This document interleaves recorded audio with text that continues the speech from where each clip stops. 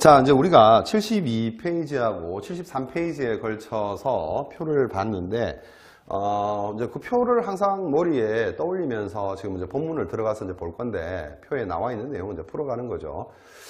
항상 표를 떠올리셔야 됩니다. 그리고 지난 시간에도 말씀을 드렸지만, 앞에서 그 우리 시장 지배적 지위 남용 금지하고 부당한 공동행위의 제한 관련 그 표도 기억을 하셔야 되겠고, 일반 불공정 거래 행위 유형 및 기준, 요것도 기억을 하셔야 되겠고, 그 표 세 가지는 카피해가지고, 시험 당일날 가져가시는 게 좋습니다.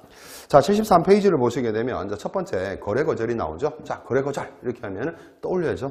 공동의 거래 거절, 기타의 거래 거절 떠올리면서, 공동의 거래 거절은 뭐가 또 붙어 있다? 정당한 이유 없이. 즉, 당연히 위법 행위로서 정당한 이유 없이라는 게 붙어 있다. 그걸 염두에 두시고, 자, 거래 거절이라면 개념을 봅니다. 거래 거절이라면 사업자가 부당하게 거래의 개시를 거절하거나 계속적 거래 관계를 중단하는 행위 또는 거래하고 있는 상품, 용역의 수량이나 내용을 현저히 제한하는 행위를 말한다.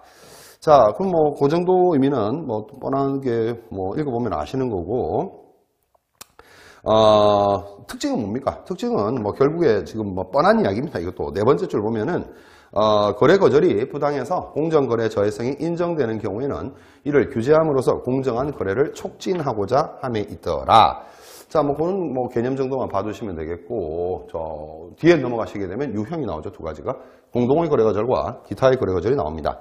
자, 왼쪽에 이제 74페이지를 보시게 되면 공동의 거래 거절 이렇게 나오는데, 자, 중요한 표현 하나 또 밑줄 쳐야 되겠죠. 정당한 이유 없이 이렇게 돼 있죠. 정당한 이유 없이 자기와 경쟁 관계에 있는 다른 사업자와 공동으로 특정 사업자에 대해서 거래의 개시를 거절하거나 계속적인 거래 관계에 있는 특정 사업자에 대해서 거래를 중단하거나 거래하는 상품 또는 용역의 수량이나 내용을 현저히 제한하는 행위를 말한다. 그래서 이제 거기에 대한 구체적인 내용이 이제 밑에 나와 있는데, 유형은 앞에서 우리가 본문에서 본 것처럼 거래의 개시를 거절하는 행위는 지금까지 거래관계가 없던 사업자가 새로이 거래를 신청하는 경우에 이를 거절하는 것을 말하는 것이죠. 그래서 거래를 중단하는 행위는 거래관계를 계속해오던 사업자에 대해서 거래관계를 부당하게 중단하는 것을 말한다 하는 것이고, 이언에 보시면은 공동의 거래 거절은 누구에 대한 것이다? 밑줄 칩니다. 특정 사업자에 대한 것이다.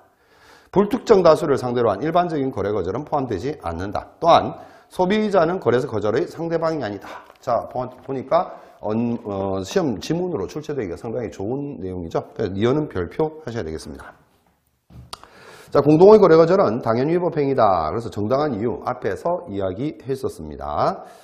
자, 리얼을 보시게 되면 부당성 판단의 가장 중요한 기준은 거래를 거절당한 상대방의 대체 거래선 확보 가능성, 거절당한 상대방의 대체 거래선 확보 가능성 밑줄 쳐둡니다. 통상 특정 사업자가 공동의 거래 거절을 당하더라도 대체 거래선을 용이하게 찾을 수 있는 경우, 그리고 재고 부족이나 거래 상대방 사업자의 부도 등 채무 불이행 가능성으로 인해 공동의 거래 거절이 합리적이다 한다고는 하는 경우에는 어떻습니까? 정당한 이유가 있는 거죠.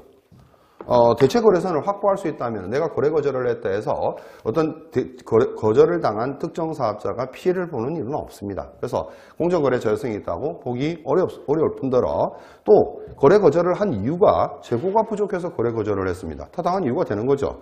그리고 거래 상대방 자체가 부도의 가능성이라든가 이런 부분이 있어가지고 거래 거절을 했다. 그렇게 되면 정당한 이유가 있는 거니까 이걸 공동의 거래 거절로 봐서 불공정 거래 행위로 볼 수가 없다 하는 얘기입니다. 자, 그 다음에 오른쪽에 오셔가지고 또 이제 자주 등장했던 사례였는데 75페이지 상단에 보시게 되면 외설적 광고를 억제하기 위해서 광고업자들이 공동으로 그 광고의 게재를 거절하는 행위나 사업자들이 미풍양속에 반하는 상품의 취급을 하지 않도록 합의하는 경우 등도 뭐가 된다? 정당한 이유가 있는 것으로 볼 수 있겠죠. 자, 공동행위와의 비교입니다. 공동의 거래 거절은 사업자들이 공동으로 또는 집단적 행위를 통해서 경쟁을 저해하는 것을 규율하기 위한 것이라는 점에서 사업자 간의 공동행위와 유사한데 유사성은 좀 있죠. 뭐죠? 공동으로 또는 집단적으로 경쟁 조해하는 걸 규제하는 것이다. 공동의 거래 거절도. 부당한 공동행위도 마찬가지죠. 부당한 공동행위도 그 부당한 공동행위에 참여한 사업자 간의 합의에 기초하여 부당하게 공동행위를 하는 것이라는 측면에서는 어떤 집단적 또는 공동 뭐 이런 측면에서는 유사하다. 방금 말씀드렸지만은 사업자 간의 공동행위, 즉 부당한 공동행위는 합의에 의해서 하는 거죠. 합의에 의해서. 그래서 참여하는 사업자들 상호 간의 경쟁 제한을 목적으로 하는 것인데 공동의 거래 거절이라는 것은 사업자 간의 합의가 없다. 그러니까 부당한 공동행위의 전제 조건이 뭐였습니까? 합의였다. 합의. 하지만 이 공동의 거래 거절은 사업자 간의 합의가 없고 제3자의 거래의 자유 제한을 목적으로 한다는 점에서 구별이 된다 하는 거죠. 그래서 가장 중요한 것은 공동의 거래 거절에 합의가 있다 없다. 없고 부당한 공동행위는 그 전제 자체가 합의를 전제로 하는 것이다 하는 것이죠.